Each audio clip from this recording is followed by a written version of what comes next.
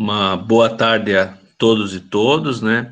Estamos hoje com a presença do professor Marco Silva, formado pela Universidade do Rio de Janeiro, Federal do Rio de Janeiro, doutor pela USP, professor da UERJ, vem falar um pouco para nós aí sobre avaliação, marcando aí um momento que nós estamos no poder do documento de avaliação da instituição, né, pensando um pouquinho nesses processos de avaliação, finalizando aí um primeiro trimestre. O professor Marco é autor do livro Sala de Aula Interativa, da editora Loyola, um livro aí para os interessados, né, depois dessa palestra, aquisição, uma boa leitura. Agradeço de já a presença de alguns diretores, agradeço a presença dos nossos professores que estão aqui presentes nesse momento, disponibilizaram um pouquinho do seu tempo e do tempo com os seus alunos para estar nessa formação, né? Ouvir um pouco das colocações do professor Marco nesse momento, quem sabe seja o momento propício, né, tentando se reinventar nesse espaço virtual. Acho que o professor tem boas colocações a fazer. Então, nós vamos ouvir um pouquinho em relação à avaliação da sala de aula 100% online, pensando a avaliação no ensino remoto. O professor se propõe aí a uma fala de 45, 50 minutos, e depois abrimos um tempo para as dúvidas, para os questionamentos. Eu peço que para a organização do momento, né, como nós estamos com quase 70 pessoas, aí, quem sabe chegamos a perto dos 100 daqui a pouco, que o chat seja usado, não seja usado, e que quando as dúvidas surgirem, abram o áudio e façam a pergunta, né, no momento que for aberto para as perguntas. Então, na medida do possível, que o chat não seja usado para as perguntas, tá bom? Professor Marco, com o senhor a palavra, muito obrigado pela sua presença. Vamos lá. Obrigado, Marcelo. Uma alegria muito grande, como eu estava dizendo, né? Alegria muito grande estar com vocês nesse momento tão crítico, né? E vocês estão fazendo a coisa certa, que é exatamente parar para conversar a respeito, né? Como educar na pandemia, como educar no remoto, como educar 100% online. Muitos de nós, sei lá, bote aí uns 90%, não estávamos preparados para isso, né? E de uma hora para outra tivemos que encarar esse desafio enorme. Muitos professores adoeceram, né? Muitos professores estão adoecendo. Certamente as farmácias estão lucrando, né, com isso. Muito antidepressivo. Eu tenho conversado com muita gente e essa é a resposta que tenho ouvido, lamentavelmente. E há tensões de várias espécies. Até mesmo aquele professor que tem pânico de gravar uma aula em vídeo.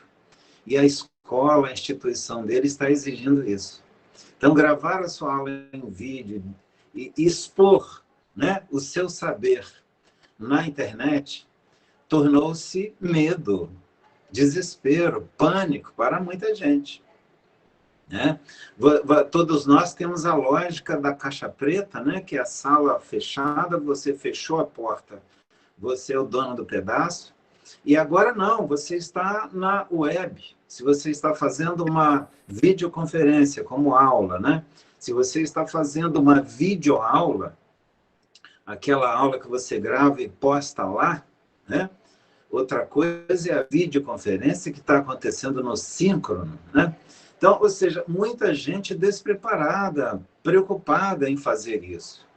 Porque isso abre o canal para uma diversidade de pessoas. Não só para os seus estudantes dentro da caixa preta. Tudo isso tem gerado, né, adoecimentos, estresse, tensões. Não bastasse a tensão e o estresse que o professorado já tem naturalmente, né? Não vou citá-los aqui, todos vocês sabem bem. Estou dizendo que agora nós temos um plus, né? Temos aí um desafio a mais, né? E eu quero falar um pouquinho sobre o desafio do desafio, que é exatamente a avaliação, né? Não bastasse ser desafio a docência, né? A aprendizagem na modalidade online, e agora como vamos avaliar aí? Esse é o desafio. Quero trazer aqui a minha abordagem, que desenvolvo em alguns livros, vou mostrar depois a carinha dos livros. Um deles é esse aí, citado. Vou mostrar na tela. Alguém poderia, por favor, colocar já Ereci? Agradeço a você, Ereci, pela simpatia. Pode colocar aí a primeira tela, por favor. Tá bom, já vou apresentar.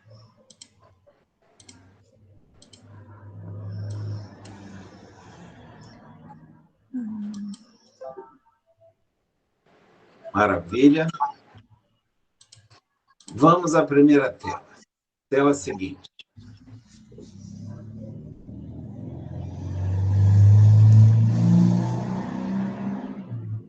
Essa... Ai, eu fiquei... Próxima, por favor.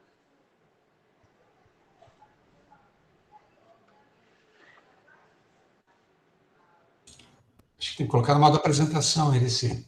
Não está aparecendo para vocês? Ah, mas tem que colocar no modo apresentação no PowerPoint ali. Mas para mim está aqui no tá como uma apresentação. É que tu tem que mudar, tu tá mostrando a tela do PowerPoint normal, Ereci, tem que ser da apresentação, tem que trocar a janela. Ai, desculpa. Então, deixa eu encerrar, só um momentinho. Acho que tem um rodozinho lá embaixo. Eu vou interromper e vou começar de novo. Eu abro a tela...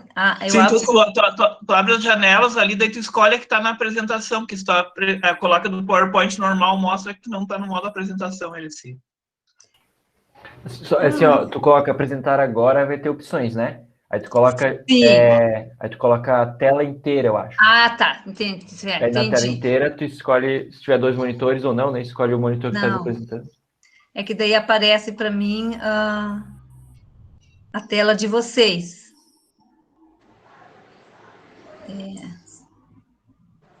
Eu não... Abre o PowerPoint completo na sua tela, que ele vai aparecer inteiro aqui também. Tá. Ai, ai. Vamos apresentar. Eu vou fazer, vamos ver se é assim. Aparece para vocês?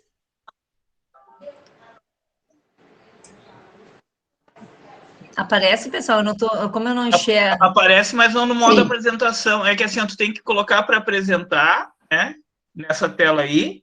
Daí tu vai em apresentar janela, no caso, né?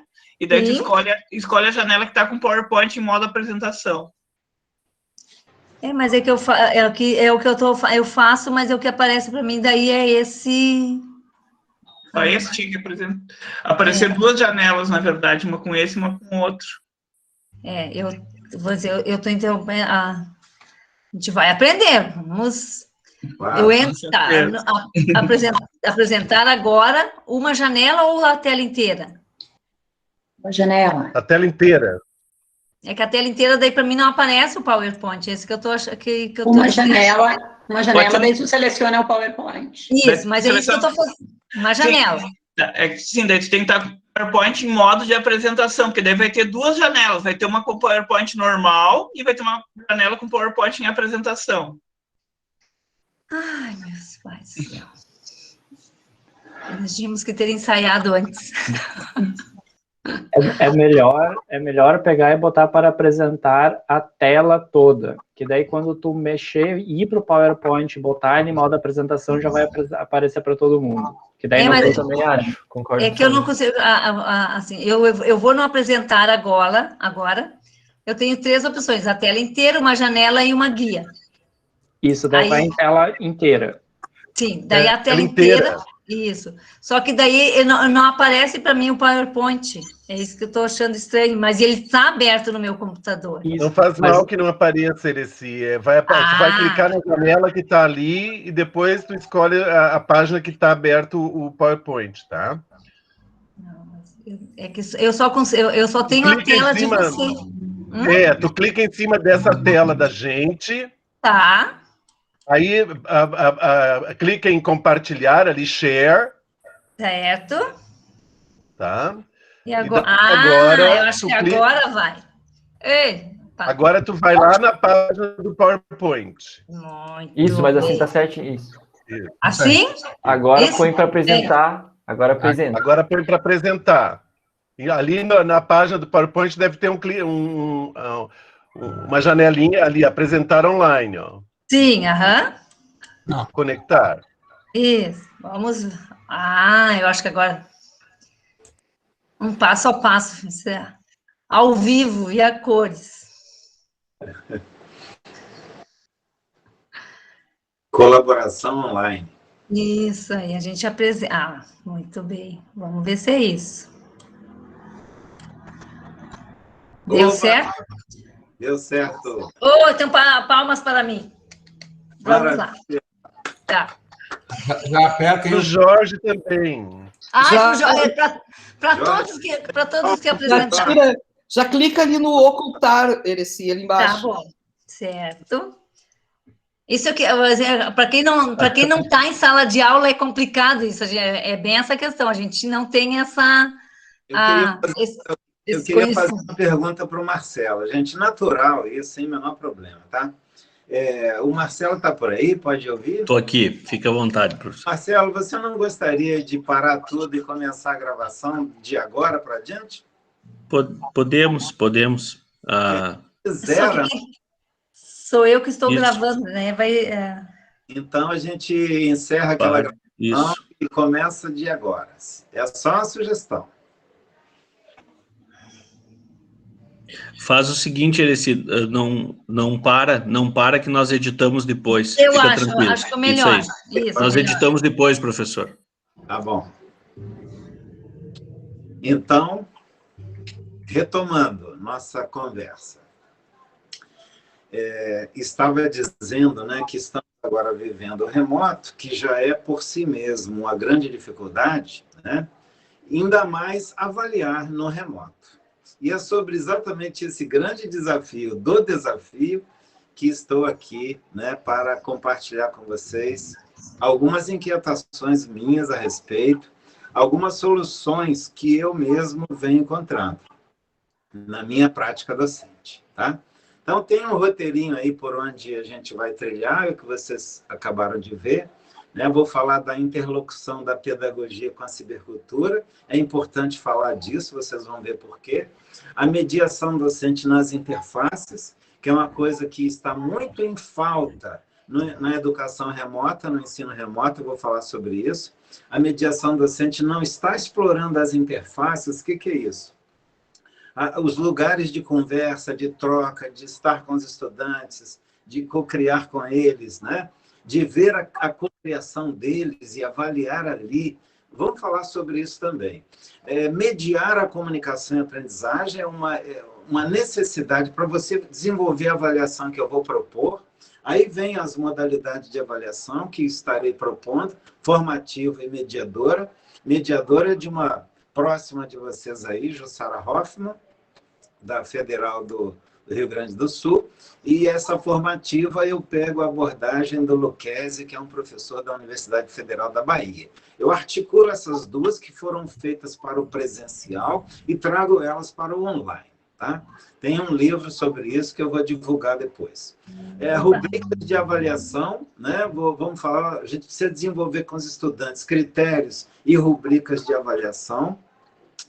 Os critérios e rubricas não são camisa de força, não vêm de cima para baixo, eles são co-criados com os estudantes, vou falar sobre isso.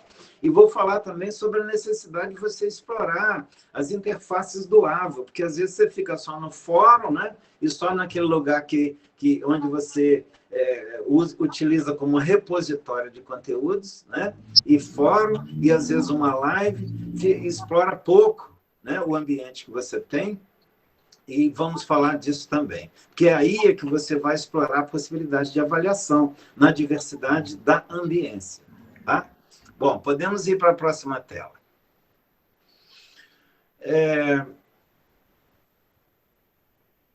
Volta um pouquinho. Opa, desculpa. No roteiro, professor? Volta aí, mais uma. Tá, essa aí. quero chamar a sua atenção esta. Chama a sua atenção para o que eu tenho analisado a respeito do remoto. Tenho analisado várias escolas, tá? Professores. Eu tenho um mestrando que está desenvolvendo uma dissertação de mestrado na Universidade Aberta de Portugal. Eu sou orientador desse mestrando. E ele, sendo mestrando brasileiro, está aqui mapeando escolas raras que se abriram para nós fazermos a investigação. As escolas não querem mostrar suas vísceras, né, remotas. Vou pedir aos colegas que desliguem aí seus microfones. Sou eu, professor. Ah. Eu só tenho que... daí eu tenho que cancelar para poder sair da tela. Não... Tá bom, então é só evitar aí os barulhos. Não, o que for possível. A gente tem que levar em conta uma diversidade de coisas no online, né? O cachorro que late, a coisa que cai no chão, sem o menor problema. Não é para estressar com isso, e também não é para estressar quando o estudante não abre o seu vídeo, né? A sua tela.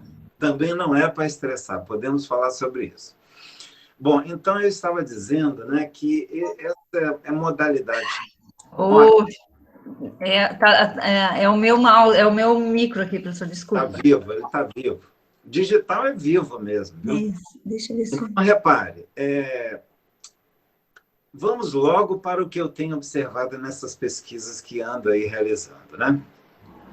A docência, veja bem aí, a docência, ela se ocupa muito com gravação de videoaulas, como eu estava falando, né? Se ocupa muito com videoconferências chamadas lives, né? Mas elas utilizam tanto as videoaulas quanto videoconferências para reproduzir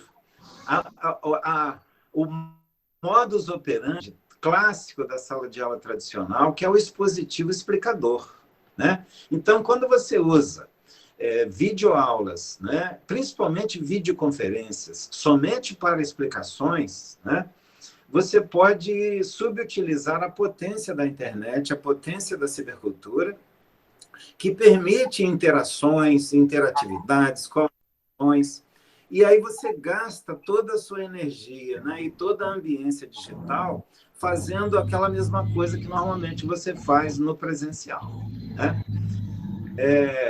O professor, em geral, no remoto, ele está preferindo o síncrono, né? Ele não gosta muito do assíncrono.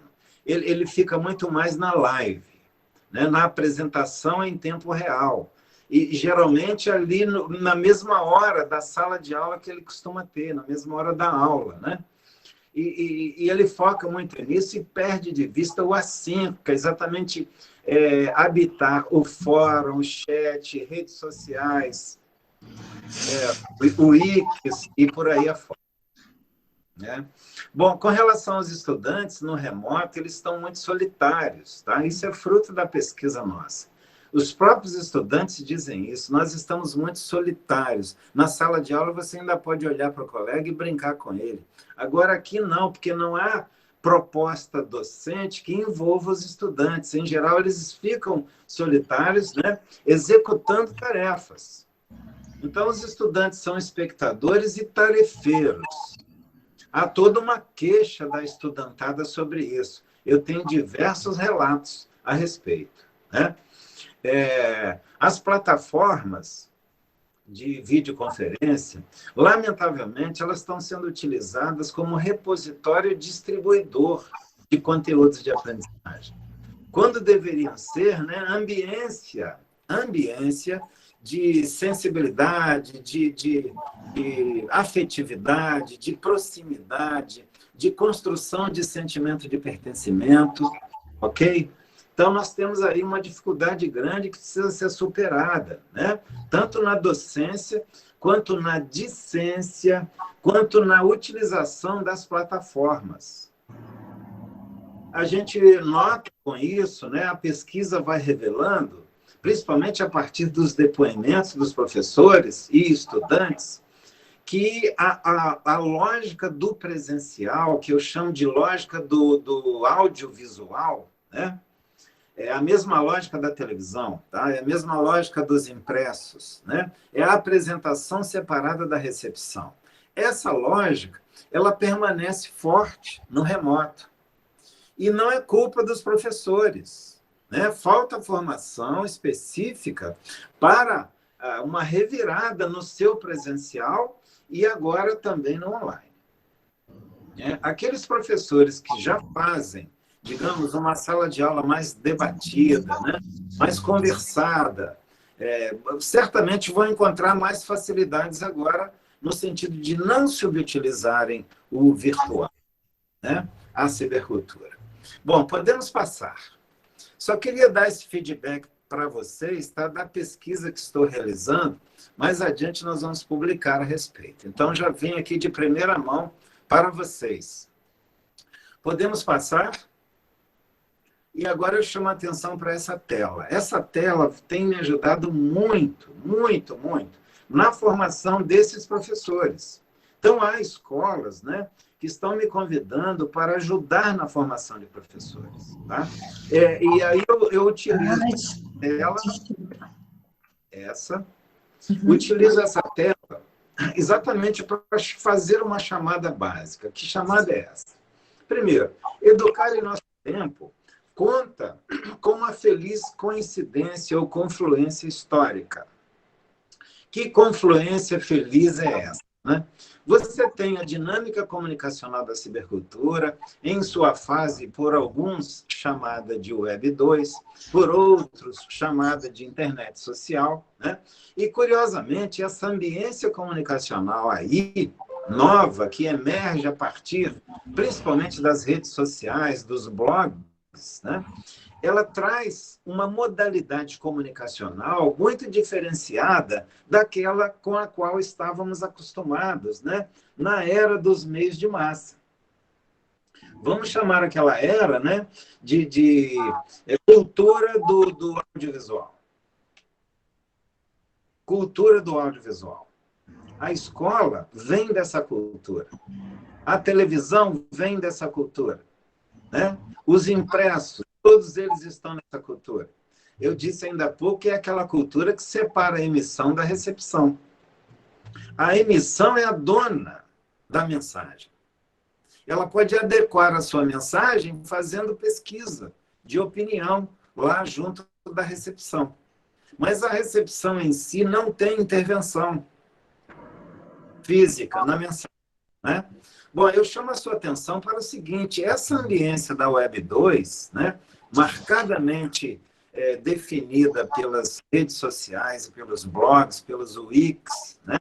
Quem não sabe o que é o wiki? O Wikipedia, por exemplo, está baseada nessa tecnologia, né? O Google Docs está baseado nessa tecnologia, permite que muitas pessoas, cada uma em sua casa, possa cocriar um mesmo texto na sua tela, né? Todos estão com o mesmo texto aberto na tela e ali você vai agregando e salvando. Ou seja, isso é uma grande novidade. Essa ambiência, segundo os teóricos da comunicação, da cibercultura atuais, né?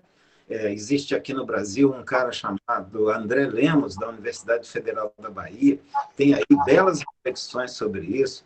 Vocês têm aí na Universidade de Passo Fundo gente poderosa nessa discussão sobre cibercultura, redes sociais, etc, etc. Para todos esses, é claro que esse ambiente cibercultural está baseado na autoria, na liberdade de você fazer, abrir uma janela, escrever, postar a imagem que você quiser. Então, você tem autoria. Você pode compartilhar, você pode conectar tudo com tudo, né? Pessoal, está tendo muito barulho. Professora, eu vou só dar tentar fazer aqui um momentinho, que daí eu consigo fechar o meu microfone.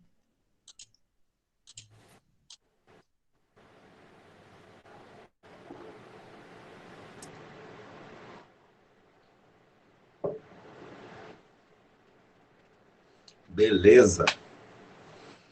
Bom, então eu estou falando da confluência histórica feliz, que tem muito a nos ajudar, tá? Principalmente nesse momento difícil que nós estamos vivendo agora.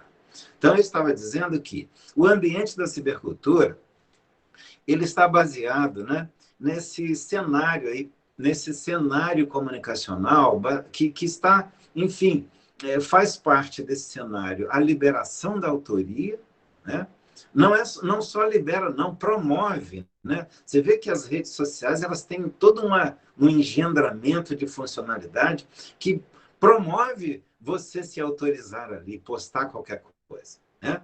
Não importa o que você vai postar, se é coisa do bem ou do mal, eu quero falar da coisa específica da tecnologia. Ela favorece a sua autoria, favorece você compartilhar, favorece você se conectar, articular tudo com tudo, fazer hiperlink e favorece colaboração. E essa ambiência é extremamente feliz e você pode desenvolver a avaliação aí dentro de uma maneira maravilhosa. É sobre isso que eu quero falar aqui, né? Repare, você não está mais com papel e lápis e carteira e um atrás do outro na sala de aula. Você está numa outra ambiência. Você precisa explorar o potencial dessa ambiência, né? Que é uma ambiência, por definição, interativa. É um conceito importantíssimo, né? E repare qual é a confluência. Você tem aí alguns teóricos da educação, da esquerda para a direita. Você tem o Freinet, John Dewey, Vygotsky, Paulo Freire e Anísio Teixeira. Então, veja só, se juntássemos todos esses homens, né, importantíssimos teóricos da educação do século XX, se reuníssemos todos eles aqui agora, veríamos que, na sua definição sobre educação cidadã, educação autêntica, né, estariam, com certeza, essas palavras em azul, né? É a sala de aula baseada na autonomia do estudante, é a sala de aula que valoriza a autonomia do estudante, valoriza a diversidade, né? Valoriza a interação, é na interação que vai se dando a construção do conhecimento. A dialogia ou dialógica é outro conceito importantíssimo, né? E a democracia. Se esses homens estivessem aqui presentes, e eles também, e outros tantos importantes, né, na história da pedagogia do século XX, todos eles estariam aí agora em sintonia com essas palavras. E o que eu estou chamando de confluência ou coincidência histórica? Se você articular as palavras da cibercultura com as palavras do legado pedagógico, você vai ver que elas estão no mesmo campo semântico. Pode reparar aí. Estão no mesmo campo semântico. O que a gente pode concluir disso? Se você tem o legado pedagógico potente de boas aulas, inspiradas nesses autores aí, né, você encontra no nosso tempo, cibercultura, né, uma ambiência favorável.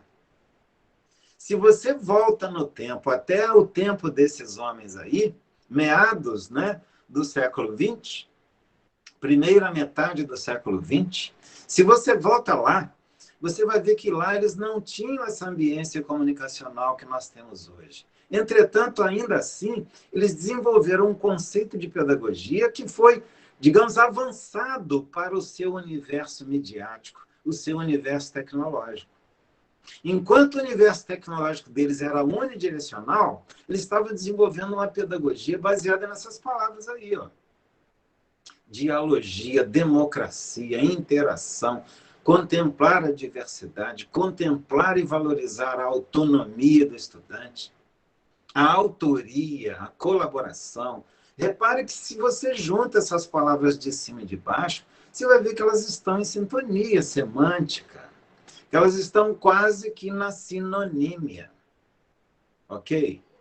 Isso traz para nós, né, um conforto. Repare, não é fácil levar esses teóricos da educação para uma sala de aula ainda baseada na unidirecionalidade. Por isso que muitas vezes você encontra pessoas defensoras de alguns desses pensadores aí, adeptas, né, de suas teorias, mas você percebe que a sala de aula continua monológica. A sala de aula continua baseada no aluno solitário, na produção de exames solitários, exames baseados em métricas e em medições. Ou seja, vamos repensar um pouco essa coisa. E essa tela pode nos ajudar. Eu coloquei algumas interfaces aí, desde o blog até o Orkut na extrema-direita, o saudoso Orkut, só para você se lembrar dele. É a partir do Orkut, ali 2002, 2003, é que emerge essa ambiência comunicacional com mais força, né? Que hoje a gente está aqui dizendo que ela é favorável à educação cidadã. Pode ser utilizada para o bem e para o mal, mas pode ser utilizada também para você trabalhar em sintonia com esses autores. Eu chamo a sua atenção para o seguinte: não adianta você ter só o pedagogês e só o legado pedagógico e ser um excluído cibercultural. Não adianta, em nosso tempo. Né? Em nosso tempo, você precisa ser excluído digital? Não, você tem que ser incluído digital. Precisa ser incluído também cibercultural. Qual é a diferença? A inclusão digital é saber dar nó em pingo d'água aqui no computador e também no smartphone. Você baixa um app, você organiza ali, você escreve coisas, você posta coisa e até conserta alguma coisa no seu computador. Você tem inclusão digital.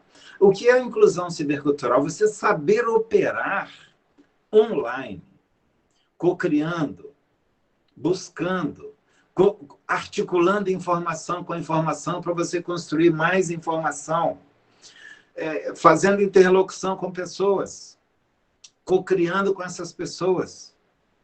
Essa coisa do em rede, online, no ciberespaço, isso aí demanda uma inclusão específica, que eu estou chamando de inclusão cibercultural. Então, o que eu quero dizer é o seguinte: não adianta você ser um expert, né, em redes, em internet, em smartphone, e se você não tem um legado pedagógico como esse aí potente, vai ficar difícil você entender a minha proposta de avaliação. Né? Você precisa ter, ao mesmo tempo, essa pegada digital, essa desenvoltura. Ainda que você utilize papel, não importa, não é para jogar fora o papel e jamais jogar fora o livro, não é. Tá? Não é para jogar fora a televisão. Estou agora aqui criticando a unidirecionalidade dos clássicos meios, mas não é para jogar ninguém fora, é para você articular tudo, na medida do possível. Deixando claro que o digital traz uma potência fantástica em relação ao analógico e ao, digamos, unidirecional. Então, vamos adiante para a gente avançar nessa discussão aqui.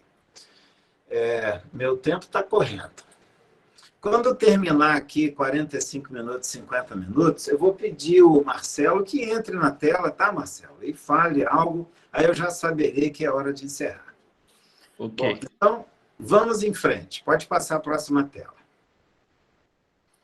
Eu chamo a sua atenção para o que a gente tem observado aqui. Há uma professora também perto de vocês aí, na Unicinos, chamada professora Bassani.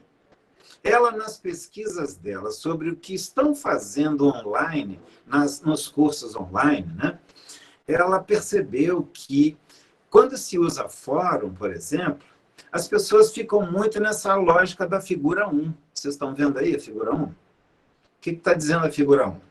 Está dizendo, enunciado, mensagem 1, mensagem 2. Lá em cima está escrito interação sem articulação. Acho que você já entendeu. Você tem um enunciado no fórum, você tem o aluno mensagem 1 respondendo ao enunciado solitariamente. Você tem o aluno 2 respondendo a mensagem 2 solitariamente ao enunciado. Na figura 2, que ela também descobriu, nas pesquisas dela, ela encontra alguma articulação. Então, o que está acontecendo aqui no fórum? Você vê que há um aluno mensagem 1.2 conversando com o aluno mensagem 1.1, né? E ambos conversam sobre a mensagem 1 de um outro estudante e os três estão co-criando para responder ao enunciado. Então, aqui a gente já começa a ver um pouco daquilo que vimos na tela anterior, que é a interação, né? A articulação, a conectividade, a colaboração, enfim. Aqui a coisa começa a aparecer. E aqui você começa a ver também aqueles pensadores da educação citados, já começam aqui eles a aparecer, né? Agora, O nosso grande desafio, e isso a Bassani não encontrou nas pesquisas dela, né? Isso eu desenvolvo nas minhas pesquisas. Minhas pesquisas são muito mais para desenvolver e não para constatar. Eu não quero dizer que a professora Bassani só constate. Quero me referir a uma pesquisa que ela fez, onde ela viu esse tipo de coisa que eu estou mostrando aí. Agora, queremos mais. Queremos não somente fazer pesquisa que constata, mas pesquisa que intervenha, que modifique. Então, a minha pesquisa, nossas pesquisas por aqui, vão na linha de desenvolver a colaboração e a interatividade, que é a figura 3. Então, olha, o que mais tenho visto, e aí eu confirmo, professora Bassani, é que seja fórum, seja chat, seja portfólio, seja live, olha só, prevalece a figura 1. Eventualmente, você vê a figura 2. O que nós queremos? Desenvolver a figura 3. E os estudantes que eu escuto falando do remoto estão pedindo isso. Estão pedindo que o professor converse com eles, que eles possam conversar com os outros colegas, mesmo que não abram as janelas. E essa conversa, ela é mobilizada ali no síncrono, né? Mas ela é desdobrada no assíncrono. Então, lá no assíncrono está o fórum, com suas proposições. E essas proposições precisam operar com a figura 3. E aí, isso já é um dado de avaliação. Você pode, digamos, valorar, digamos assim, a atuação do estudante. Se ele permanece só na figura 1, né, ele terá um tipo de valor. Se ele permanece, se ele avança para a figura 3, ainda que com dificuldades, mas você vê que ele está tentando, como fazer isso? Se posicionando sobre o posicionamento dos seus colegas, articulando o posicionamento de colega com o posicionamento de outro colega, para responderem juntos ao enunciado. É isso que eu estou dizendo aqui, conforme vocês viram naquela tela, né, da coincidência ou confluência, a gente está contemplando aquele cenário, tanto do pedagogês quanto do internetês. Perfeito? E aí você contempla a educação cidadã. E a educação cidadã, ela precisa desenvolver cidadania, não na figura 1, ali você não tem desenvolvimento de cidadania. Ali você tem, digamos assim, a produção de consumidores que não conversam com os outros. Perfeito? E isso vai gerando nas pessoas, né, o tal ensimesmamento. Imagina isso agora no remoto, onde as crianças não se encontram, os jovens não se encontram. Então, você está reforçando uma coisa que vai exatamente doer no existencial deles, na saúde deles, que é a lógica solipsista. É o sujeito consigo mesmo. Não é possível. Você precisa trazer eles para a figura 3, mas você precisa dar o exemplo. Não basta só a sua voz de comando, faça a figura 3. Você precisa também, ali na figura 3, se envolver com eles na cocriação. Seja na live, seja no fórum, seja na wiki, seja no portfólio, seja no chat, seja onde for. Você, professor, precisa estar ali não somente com a voz de comando do apresentador do conhecimento, mas como aquele que está fazendo proposições, né, provocações, e está caminhando junto com os estudantes. É nesse cenário que você vai avaliar. Então, eu vou falar dele já já. Eu só estou preparando o clima para você entender daqui a pouco como é que eu estou pensando a avaliação no 100% online. Então, você está entendendo que você precisa cuidar da mediação docente, potente, interativa, participadora, não somente voz de comando. A garotada não gosta disso. Até há, sim, aqueles que gostam da voz de comando, que, enfim, historicamente, né, foram aculturados nessa lógica, a depender das suas relações familiares, religiosas e por aí vai. Não vamos entrar nessa seara. Mas o que eu quero dizer é que aquele que se entende, né, interator da Web 2, usando TikTok, usando Facebook, etc., etc., ele não tem mais a aparelhagem cognitiva para se colocar na condição do espectador solitário, solipsista. A sua aparelhagem cognitiva não funciona na figura 1. Perfeito? Ela tem muito mais chance de funcionar lindamente, e aí você já tem a pegada da formação cidadã, porque você está colocando pessoas para conversarem com pessoas, pessoas para decidirem juntamente com outras pessoas, pessoas para co-criarem com outras pessoas o conhecimento. Isso é formação cidadã, porque o cidadão vai precisar encontrar com o outro ali na reunião de condomínio sem baixaria. Ok? Inclusive nas redes sociais. Operar de uma forma sem a lógica do mal, do cancelamento, mas sim a lógica da interlocução, da conversa, da troca. Onde é que você aprende essas coisas? Na sala de aula. E que sala de aula é essa? Não é a da figura 1. Não é. Como é que você vai fazer uma avaliação competente? Se você vem para a figura 1, você estará na mesma lógica do presencial. Enunciado da questão, aluno 1 responde solitariamente e o 2 responde solitariamente. Não é para jogar isso fora, atenção, não é para jogar isso fora. Não brigue comigo na hora do debate. Quero até que você brigue comigo na hora do debate. A briga boa é bem-vinda, tá? Mas não vão brigar por isso que eu estou dizendo aqui, porque isso é mais do que óbvio. Não é para você jogar fora a figura 1.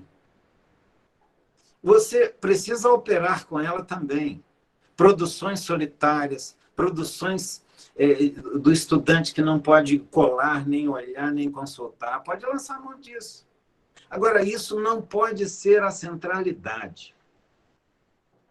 Se você faz disso centralidade na web, você estará subutilizando a potência da web, aquelas palavras que citei lá, você estará subutilizando o nosso legado melhor pedagógico, já citado lá, você estará subutilizando a própria potência da internet. Além de subutilizar a cognição da criançada, dos estudantes. Não são mais espectadores solitários. Não são mais corpos dóceis. Ainda que haja um ou outro ali, por causa daquelas situações que eu te falei. Mas o sujeito que opera online, ele não é mais aquele sujeito da televisão. Né? Ele até pode, em sala de aula presencial, digamos assim, ainda que lá fora ele seja interativo, na sala de aula ele se torna, digamos assim, solipsista. Por quê? Porque há uma aura na sala de aula que o leva para isso. Há uma intimidação, ok? Que o coloca nessa condição de espectador. E na web isso não tem cabimento. Não tem cabimento. Bom, então vamos na sequência. Próxima tela. Esta tela é a tela final antes da especificidade própria da avaliação. Então, vamos lá. Como mediar a comunicação e a aprendizagem assim e para esse fim? Isso aqui vai sintetizar tudo que falei até agora, tá? Ou seja, repare, eu estou chamando a sua atenção já lá na pergunta para 2 engajamentos, né? Você vai mediar a comunicação e vai mediar a aprendizagem. Então, em geral, o professorado até hoje está muito preocupado, né? Quando está preocupado, com a aprendizagem. Mas você precisa de uma preocupação outra, principalmente quando você está na internet, que é exatamente com a ambiência comunicacional. Ok? Então, como mediar a comunicação e a aprendizagem assim, como é o assim? O assim é a figura 3. E para esse fim, que fim?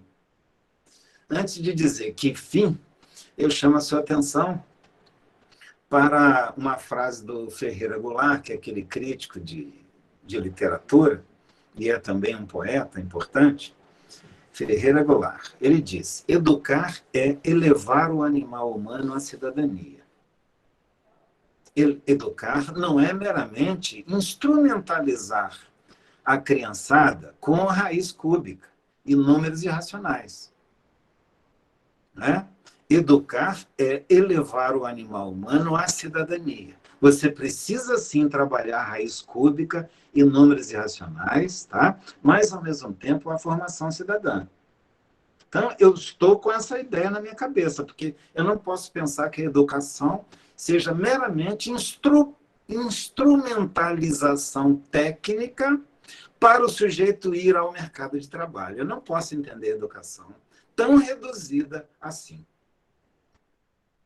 Se eu tenho aquele legado pedagógico que citado, eu não posso pensar assim. Se eu não posso pensar daquele jeito, eu preciso também repensar, né, a finalidade da educação. Então, veja, a finalidade da educação, que é elevar o animal humano à cidadania, como é que você faz isso? Você faz isso fazendo a figura 3, esse é o modus operandi. E qual é a finalidade? Autoria, compartilhamento, conectividade, colaboração, autonomia, diversidade, dialogia ou dialógica e democracia.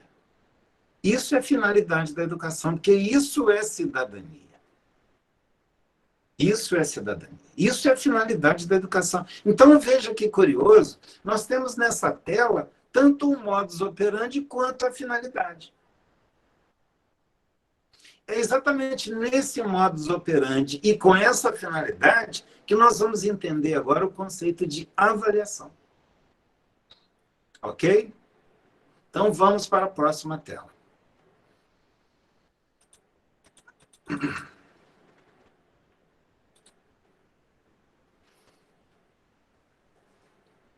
Um golinho de café a mais. Desejo a vocês também aí um cafezinho, tá? Gelado, mas é bem-vindo.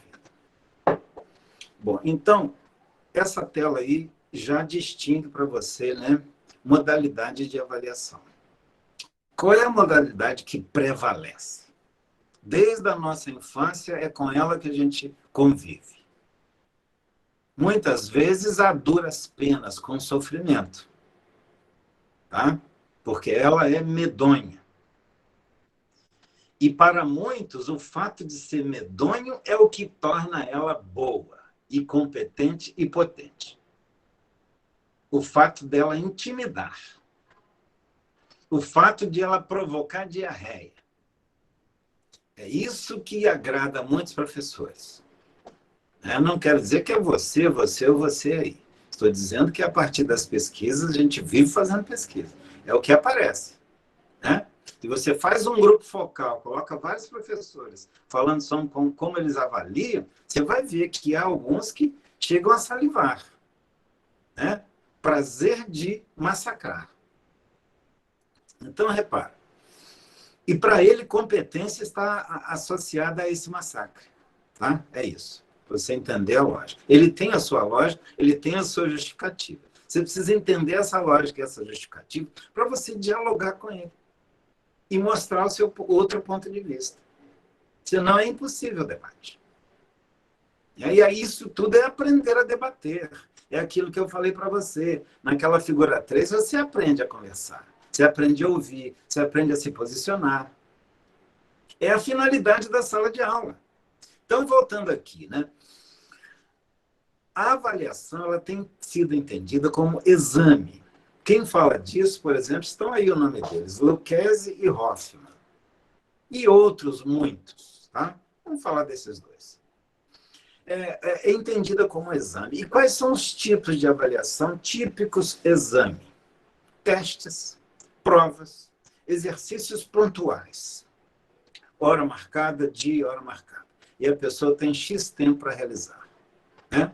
Em geral, eles estão na lógica de medir estudantes. Quem passa, quem não passa, quem fica, quem não fica, quem vai para a sala dos melhores, quem fica na sala dos piores. Essa é a lógica do medir.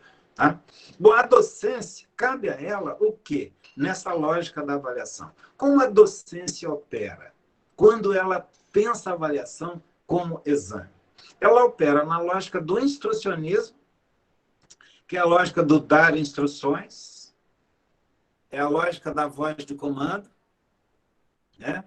É a lógica do conteudismo, do encher o quadro, do mandar apostila, do disparar texto para ser lido, do disparar exercícios, né? E é a lógica da transmissão. É a lógica do audiovisual. É a lógica transmissiva. Está nessa lógica o conceito de exame. E a aprendizagem, em coerência com o que estamos vendo até aqui, ela é muito mais baseada na memorização, reprodução e repetição. Eu constato isso nas minhas pesquisas, mas os teóricos disso, que têm pesquisas enormes, estão conversando com outros pesquisadores de avaliação do planeta, estou citando dois aqui, Lucchesi e Hoffman, eles são aqueles, né, em quem me apoio e que estão dizendo isso. Isso o quê? O que eu estou acabando de mostrar aqui como exame, eles dizem isso, eles questionam isso. O que eles vão propor como avaliação é exatamente para contestar esse modus operandi, que é o que prevalece. Não quero dizer, mais uma vez, atenção, tá? Eu aprendi isso com Edgar Morin, pensamento complexo. Não é porque eu vou trabalhar agora com Lucchesi, avaliação formativa, e Hoffman, avaliação mediadora, não é porque eu vou trabalhar dessa forma que eu vou jogar fora o exame. Não vou jogar fora o exame. Eventualmente, podemos, sim, obviamente, fazer teste, fazer prova. Eventualmente, eu preciso fazer instrucionismo, que eu chamo de preleção. Ok? Online é a videoaula. A webconferência não pode ser isso. A videoconferência. Ela não pode ser só instrucionismo. Ela pode ter momentos de preleção, mas ela precisa ser ambiente de construção de sentimento de pertencimento. As lives não são para a oratória do mestre, explicador, durante 1 hora, 1h30, 50 minutos. Não. As lives são para encontros calorosos, de proximidade. Como vocês estão? Sem cobrar abrir janelinha. Você vai cobrar a competência do sujeito no desdobramento e não a janela aberta. E você não tem que ficar desconfiado se ele está dormindo ou não está dormindo. Ou está até fazendo amor, né? Como o vídeo que está rolando aí. Bom, não importa. Você precisa, antes de mais nada, né, considerar esse estudante como uma pessoa com democracia, com respeito, com proximidade, com carinho. Isso que você precisa desenvolver nas lives. Então, eu estou dizendo aqui o quê? Não é para jogar fora o exame, tá? Mas é para você incorporá-lo num processo muito mais interessante que eu vou colocar em seguida, agora. Tá?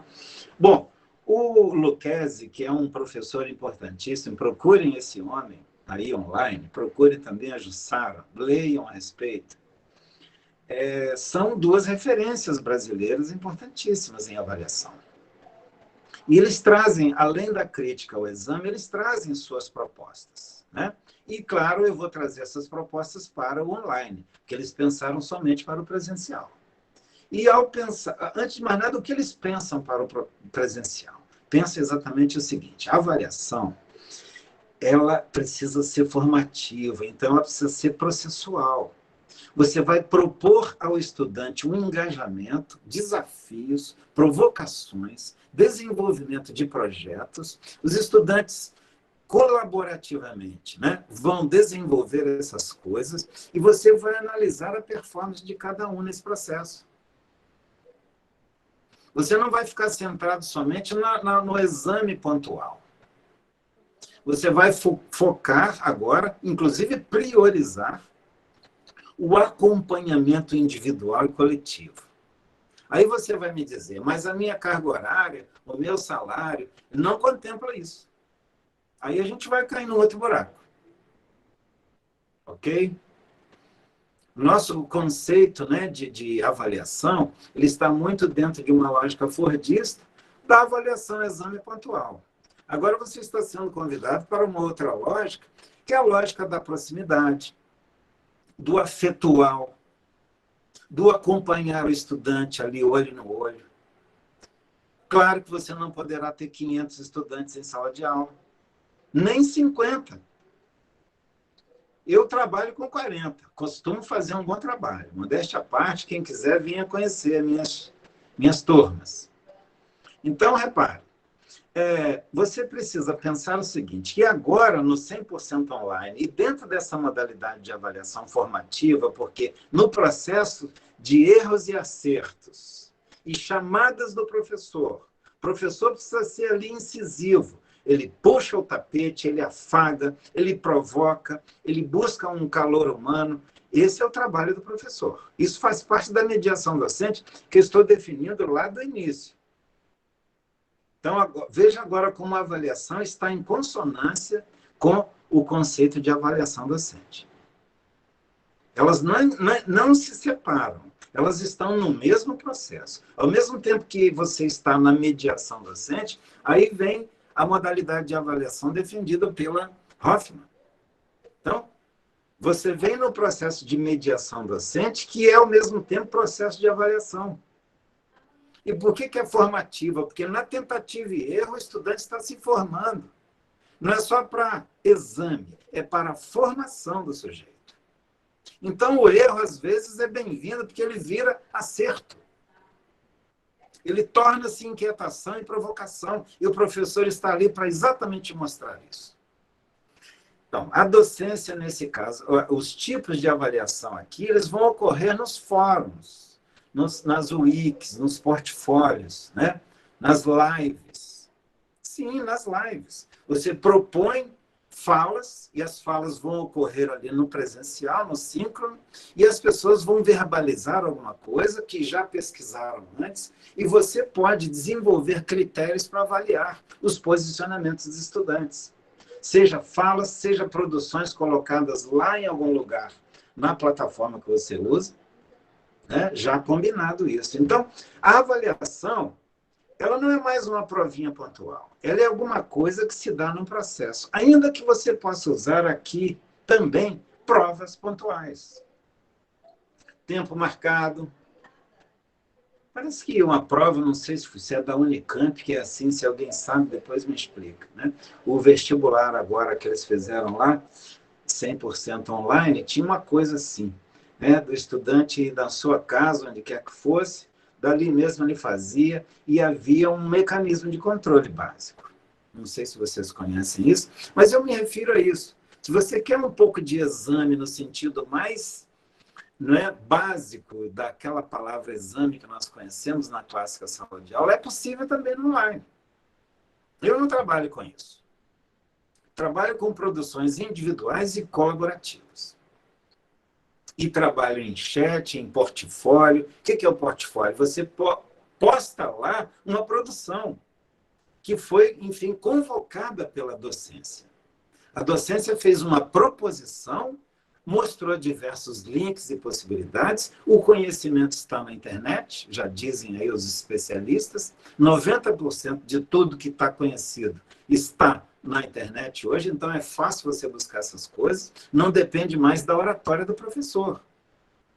Há vídeo sobre tudo, sobre qualquer conteúdo de matemática, história, geografia, está tudo na internet. Você pode articular esses conteúdos, mas você, professor, vai definir com seus estudantes a referência que vocês querem dar, o objeto que vocês querem atender e o entendimento que vocês querem fazer para aquele conjunto de links. Isso é construir conhecimento. Isso é ajudar o estudantado a operar com a diversidade de informações e aí construir conhecimento.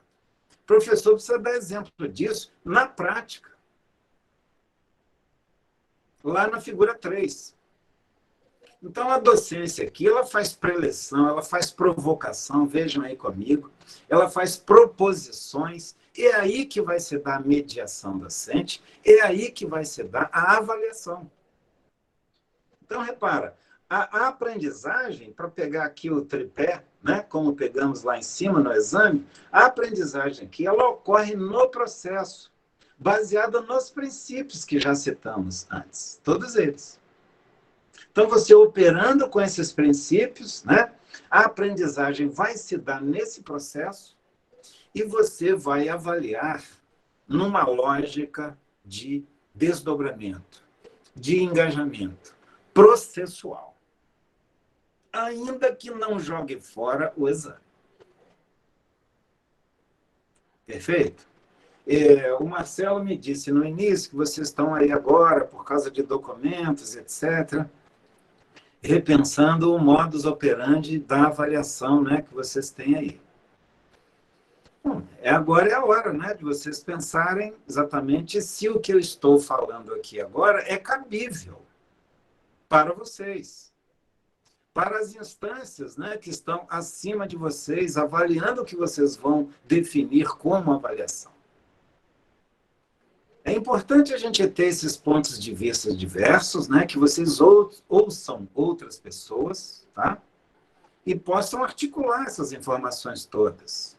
É exatamente o que eu defendo que você faça com os seus estudantes, inclusive em proposições de avaliação. Articule a fala dele com a fala dele, ou essa questão com aquela outra, da matemática, ou essa da física e aquela outra da física. Articule esses posicionamentos e vamos agora trazer um retorno a respeito. A avaliação será nesses termos. Agora, temos que medir. Temos que medir. Vamos falar na próxima tela sobre como medir. Pode passar. É sempre importante a métrica, né? No Brasil, a gente não trabalha de outra forma. Sempre precisamos de uma métrica. E vamos aqui pensar em métrica da forma mais interessante possível, que é exatamente a coisa de construir rubricas, né, para avaliação da sua disciplina, para aquela atividade que você está propondo, né? A disciplina que você lecione, e especificamente aquela atividade da sua disciplina, vai demandar um tipo de rubrica específico. Então, digamos que você esteja avaliando uma atividade desenvolvida num fórum. Vamos construir rubricas para isso?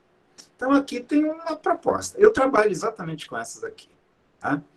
Então, eu leciono didática, eu leciono educação online, eu leciono educação híbrida. Esses assuntos que eu leciono, eu trabalho muito com fóruns, com Wix, com portfólios, né?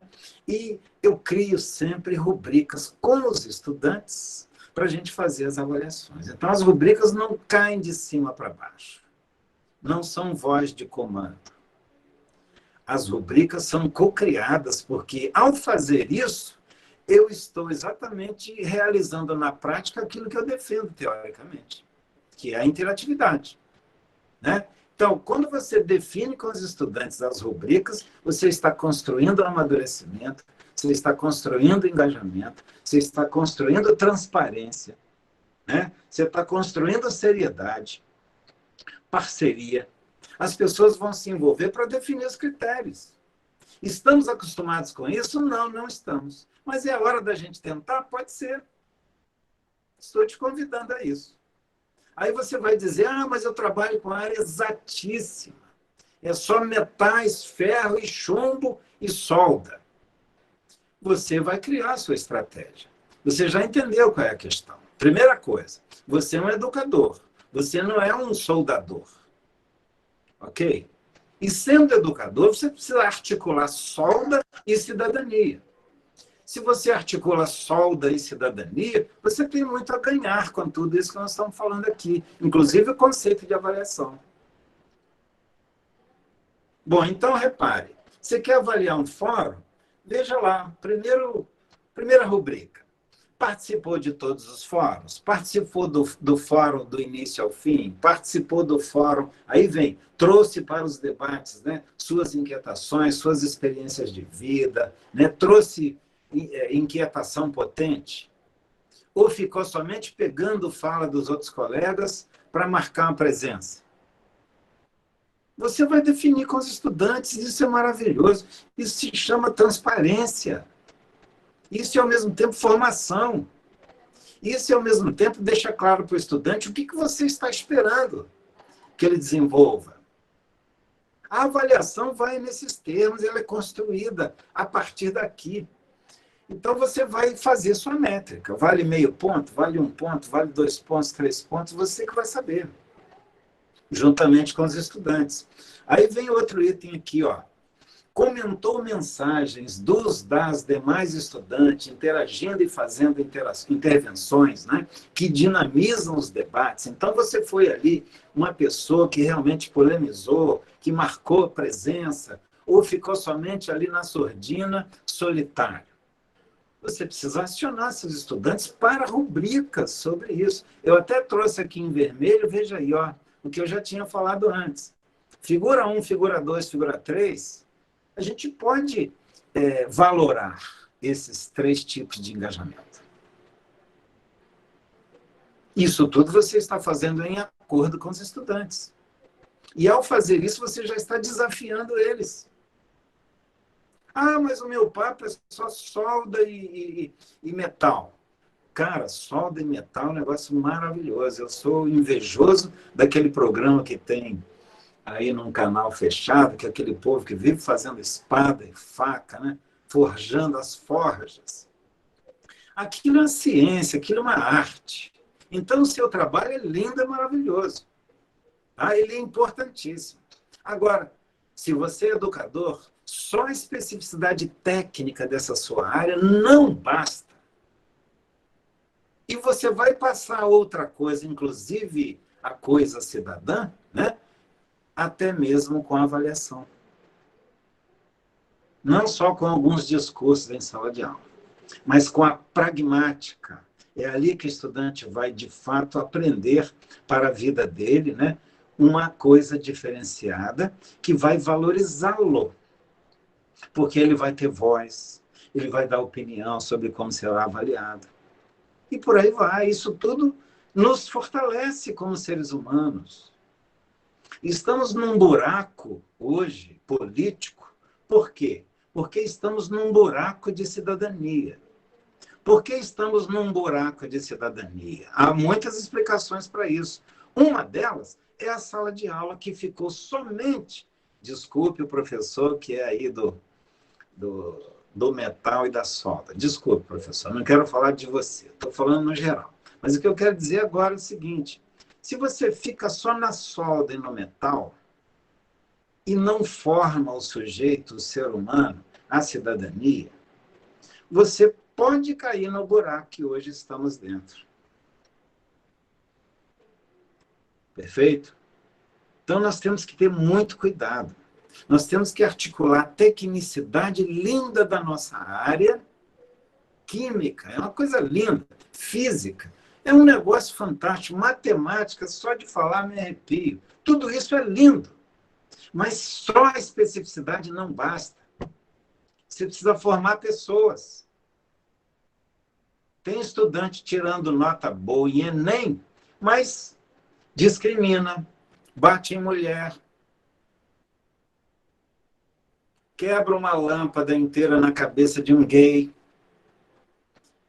Isso não é possível. Essas pessoas estão saindo das escolas. Estão saindo das escolas sabendo raiz quadrada e raiz cúbica. Tem um grande problema aí. Então, o nosso conceito de avaliação ele está dentro desse paradigma, né? Formação humana, formação cidadã, e não o medonho. Percebe? E não a intimidação. A intimidação está provocando pessoas que vão também intimidar pela frente. Aprendi com meu professor a intimidar. Eu também vou intimidar minha mulher, vou intimidar meu marido, vou intimidar meus filhos, vou intimidar os meus colegas de trabalho. Porque é isso que eu aprendi na escola. Todos os professores me intimidaram. Ninguém me ajudou a me libertar, a ser democrático. Onde é que eu vou aprender isso? Não é no programa do Faustão e nem no BBB, é na escola. E o professor é um mestre nesse negócio. Bom, tem uma tela seguinte que vou falar mais de métrica e mais de, por exemplo, agora aqui para o professor de português, né?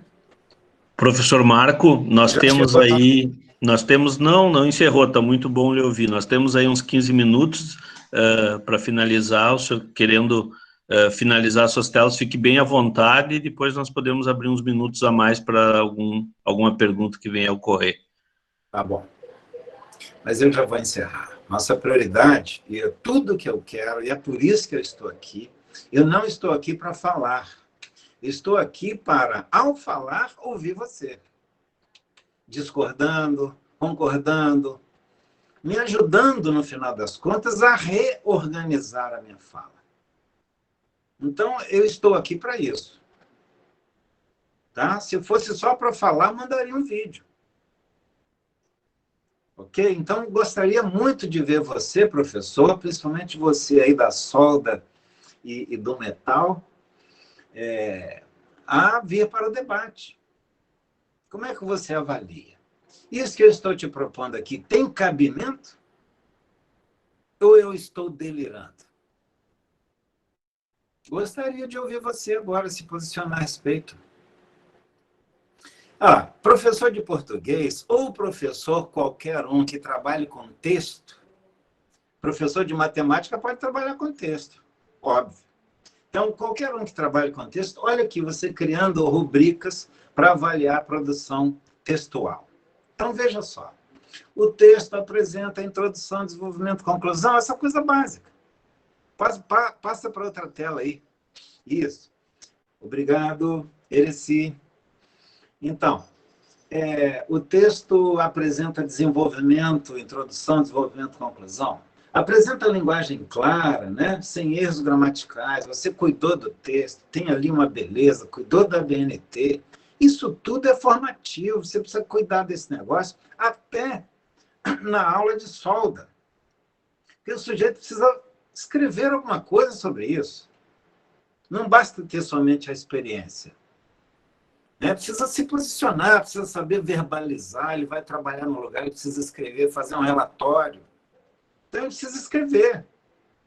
Não pode ser só instrumental, mecânico. Precisa ser também pensante. E pensante supõe o escrevente, o registro. Então, é isso. Aqui você tem rubricas para produção textual. E aí você pode fazer rubricas para o que você quiser, dentro do seu campo de docência e de temática lecionada. Vamos agora para a última tela. Bom, então aqui eu trabalho muito com o ambiente Moodle. Não sei se vocês conhecem, se vocês trabalham, mas, em geral, os ambientes, né, virtuais de aprendizagem, eles têm mais ou menos as mesmas chamadas ferramentas, né? Eu chamo de interfaces. Por que chamo de interface? Porque é o lugar do encontro das faces. A gente tem que valorizar isso. Se você chama de ferramenta, se você chama fórum de ferramenta, você acaba fortalecendo na cabeça do estudante a coisa do solitário. Sabe por quê? Porque, em geral, a ferramenta ela é para o uso solitário. Né? O martelo, a picareta, o alicate, o pincel do artista. Tudo isso é ferramenta. O lápis. É sempre para uso individual, pode ver. Né? Então, se você chama fórum de ferramenta, você está reforçando na cabeça do estudante que aquilo ali é para o solitário. Eu parei de falar ferramenta, comecei há bastante tempo a chamar de interface, ainda que essa não seja uma boa palavra para os informáticos, mas não importa. Eu quero aqui chamar a sua atenção para um ambiente onde as faces, as pessoas, se encontram. E aí você tem fórum, tem chat, tem wiki, tem live, tem portfólio, tem GeoGebra, vocês aí da matemática, você tem isso tudo no Moodle, né? Você tem um livro que você pode realmente, no final de uma disciplina, fazer com que os estudantes componha um pequeno livro com seus pequenos capítulos. Isso já vai exercitando o sujeito a se engajar com o livresco, com a produção livresca. Isso é gostoso de fazer, fica na memória, você publica isso online, só tem a ganhar. Né? Glossário, questionário, atividade, diário, mensagem inbox. Nesses lugares todos você pode desenvolver avaliação. Todos esses lugares. É uma fartura de possibilidades que você tem dentro de um AVA, por exemplo, o Moodle. Estou citando o Moodle porque é software livre. Eu gosto daquele Jitsi, que é ambientes para live, software livre, use ele, você vai ver que é uma delícia. As janelinhas todas aparecem, os estudantes. Até 100 pessoas você pode ter ali. Jitsi, vocês procurem aí que vocês vão conhecer. Baixa no seu smartphone. Pode fazer belas aulas pelo smartphone. Então, você tem que se apropriar dessas coisas e ali dentro avaliar. Avaliar como formação e como mediação. E aí formar para a cidadania. Né? Bom, eu agora vou te mostrar não mais telas sobre conteúdos, mas vou te mostrar agora algumas publicações. Pode ver aí na próxima tela. Algumas publicações, né? Boa parte está aí na editora Loyola.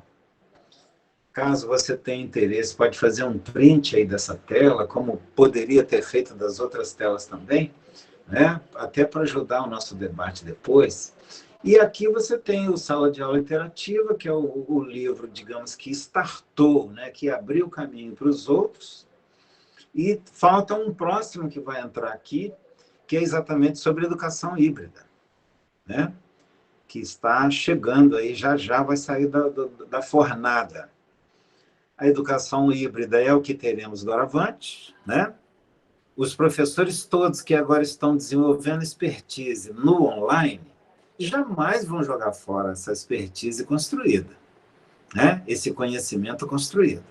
Então, doravante, mesmo voltando para o presencial, não vão jogar fora o online. Isso significa o quê? O fortalecimento do híbrido. Eu estou pedindo a chegada desse híbrido há 20 anos. Vocês podem ver a primeira edição do livro Sala de Aula Interativo é do ano 2000. Pode ver lá que já lá eu estou dizendo que a sala de aula precisa ser híbrida, precisa trabalhar com presencial e online. Foi preciso uma pandemia, né? Então, convido vocês, depois eu vou pedir ao Marcelo que divulgue aí entre vocês esse texto, não sei se já mandei para ele, e pedir que divulgue. E agora, uma reflexão que a gente vai precisar ter bastante pela frente, né? É exatamente sobre a modalidade híbrida. Como mediar aí, articulando o presencial e online, e como avaliar aí, articulando o presencial e online. Ok? E aí, educar para a cidadania. Bom, vamos à última tela, que agora é só o meu obrigado. Estou aqui disponibilizando meu WhatsApp, tá? Fiquem à vontade, se quiser conversar, discordar, brigar, elogiar, propor novas coisas. Entre aí, use o áudio do WhatsApp, que eu adoro o áudio do WhatsApp, e a gente vai conversando e digamos assim, se ajudando, né? Nós estamos aí nesse momento de se ajudar. Então, agora eu gostaria que você me ajudasse se posicionando sobre o que eu disse, tá? Seja para corroborar, seja para detonar. Eu estou aqui caloroso, tá? Não estou aqui com medo, nem com cara feia, estou muito tranquilo e gostaria muito de ouvir você a respeito de tudo que falei até aqui. Que bom. Obrigado, professor Marco. Pessoal, nós temos aí alguns minutos, né? Cada um tem a sua vida na sua casa, né? Nesse momento, mas nós ainda temos alguns minutos.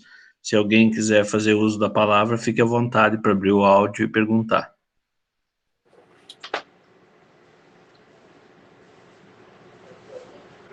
Eu acho que são reflexões importantes, né? Nós estamos num momento de ensino híbrido que nos faz refletir bastante.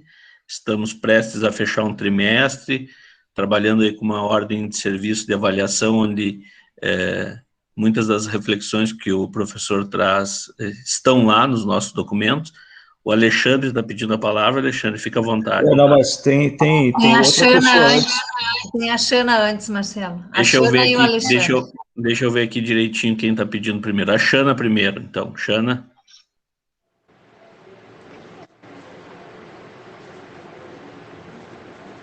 Professora Xana.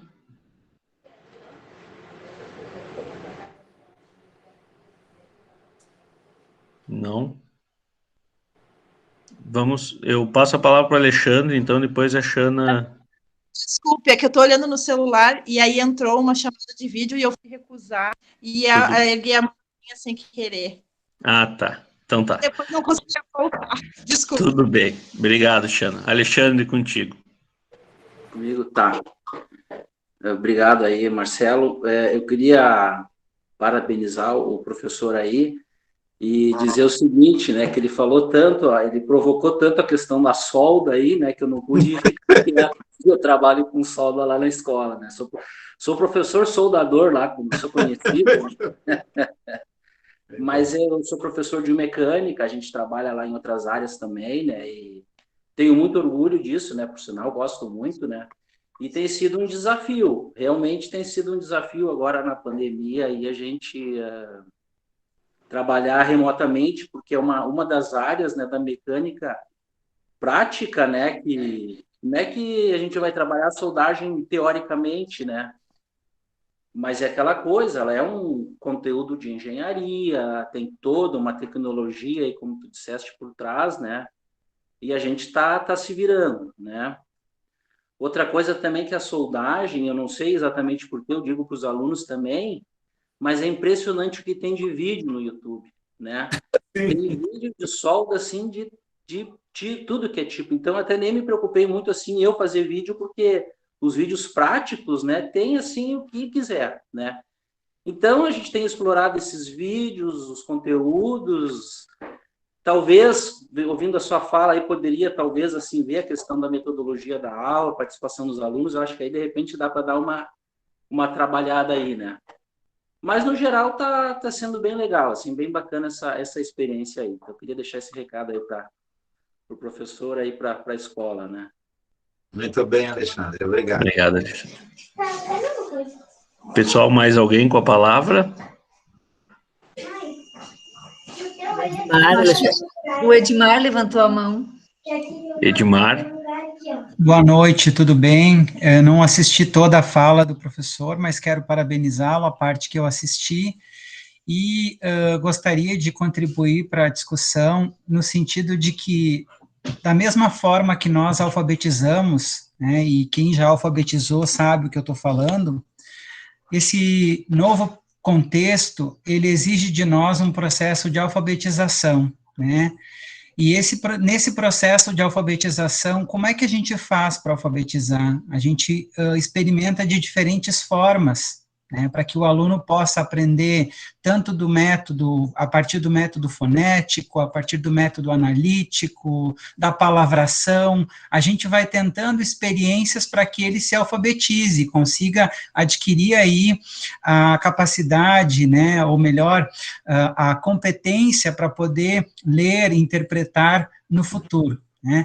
E quando o professor apresenta essas questões digitais, né, eu também trabalho com AVA na universidade com os alunos, é um processo de alfabetização dos alunos, para que eles possam aprender a também se posicionar e utilizar a ferramenta, o fórum, todas as outras ferramentas tecnológicas que esse contexto nos apresenta, ou até mesmo que a educação EAD, já há alguns anos, os últimos 20 anos, vem apresentando como possibilidade.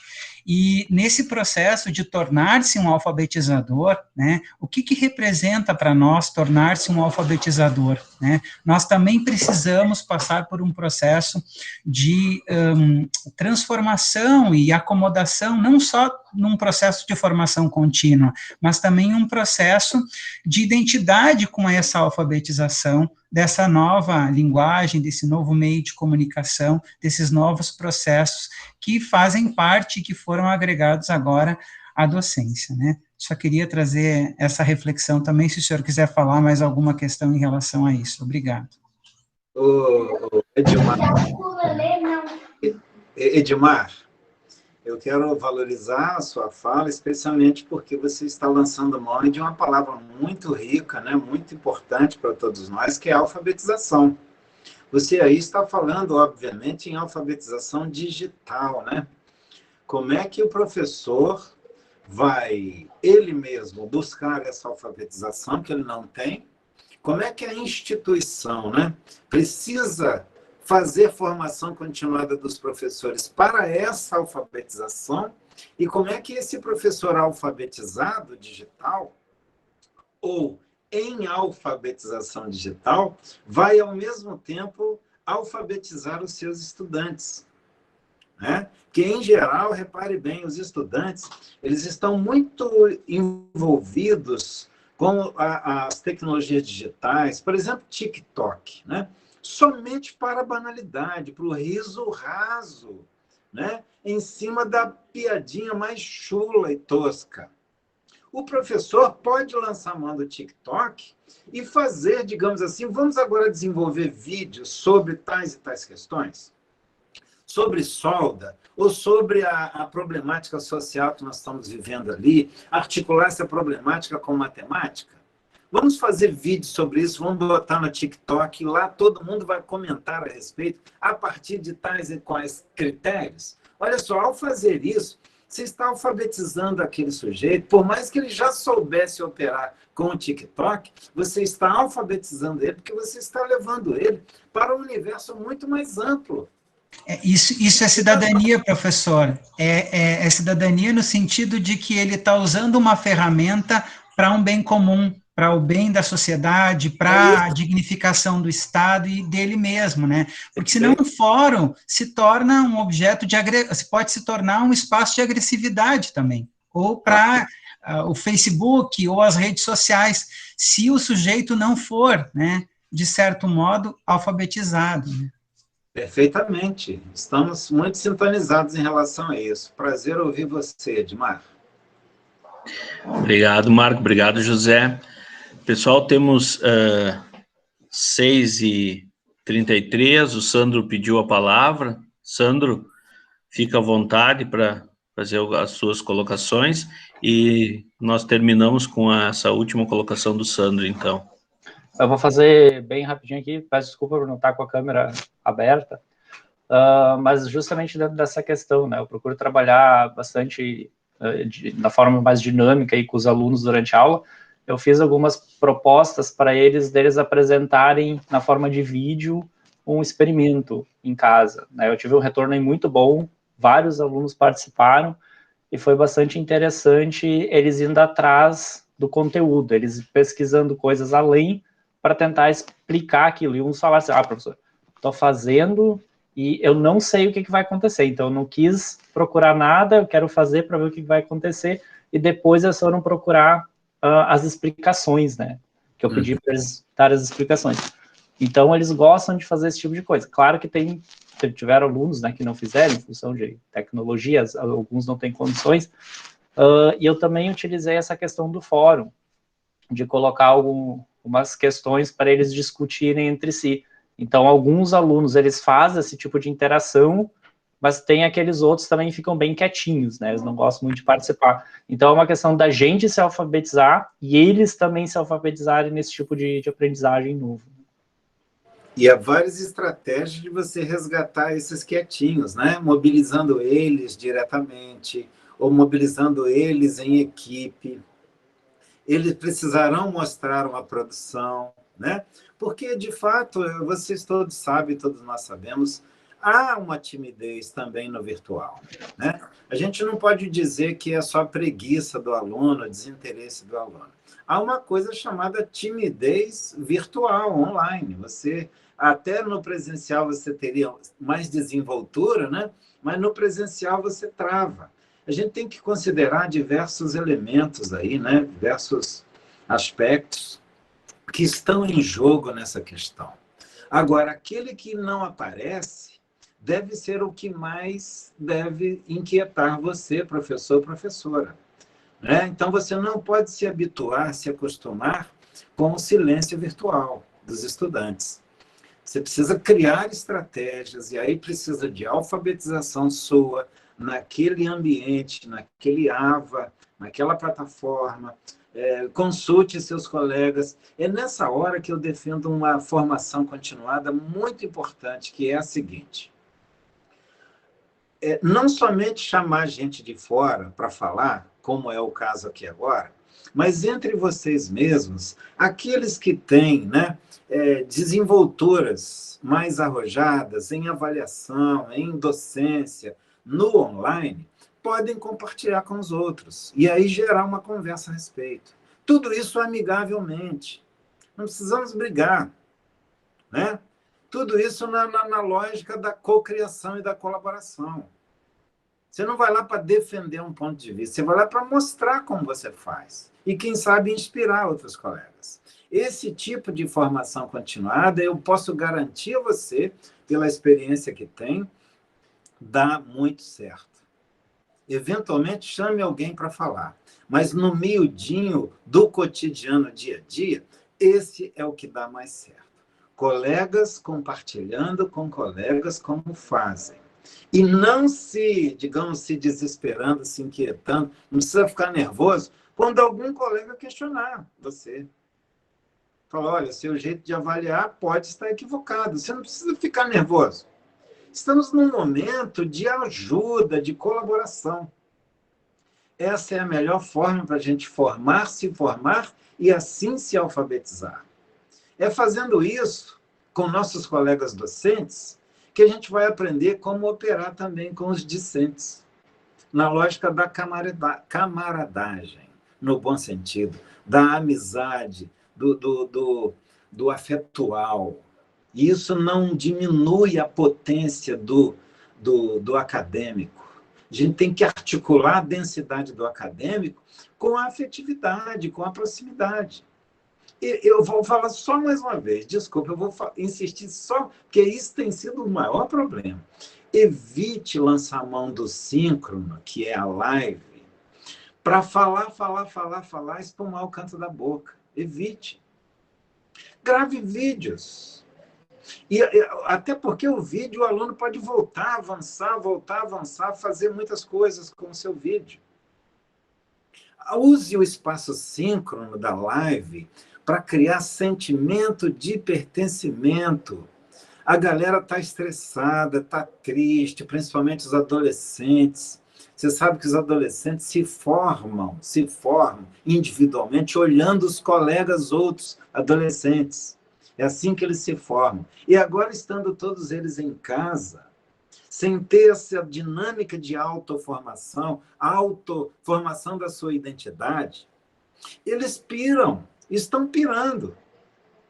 Já fiz esse levantamento aí com amigos psicólogos, estão atendendo a enxurrada de adolescentes que não querem comer, ou comem demais, ou que não querem, só vivem dormindo, né? Vivem mal-humorados, querendo morrer. Ou seja, temos que criar aulas que melhorem esse estado de coisas. E não aulas baseadas na oratória do mestre, na voz do comando, no autoritarismo, na intimidação. Assim a gente só vai estragar mais ainda. Ok? Então, fico por aqui, se essa foi a última questão. Eu queria convidar os colegas todos que pudessem debater e entrem depois aí no meu zap e mandem suas questões. Obrigado, professor Marco. Pessoal, eu acho que as reflexões que o professor Marco trouxe eram as intencionais da direção de ensino. Espero que vocês tenham aproveitado. Agradeço, sim, professor, as sugestões de formação. Tem sido muito falado esse ano as questões de formação nos nossos momentos. Esse é só mais um, né? E um especial. Agradeço porque suas falas vêm ao encontro do nosso PPP, vêm ao encontro dos nossos documentos. Nós tivemos questionamentos importantes de professores aí com 30 anos de casa e professores com 2 meses de casa. Nós tivemos questionamentos do nosso José, o nosso técnico em educação, que nos auxilia muito na formação desses documentos, e o senhor traz hoje uma reflexão importante. Espero que todos vocês tenham aproveitado, pessoal. É só mais uma fala para que a gente pense um pouco a respeito, tá?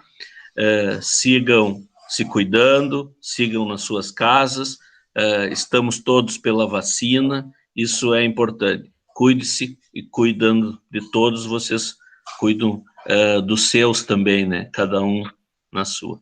Obrigado, professor, um grande abraço, aí do Rio de Janeiro, onde o senhor está, se cuide também. Obrigado.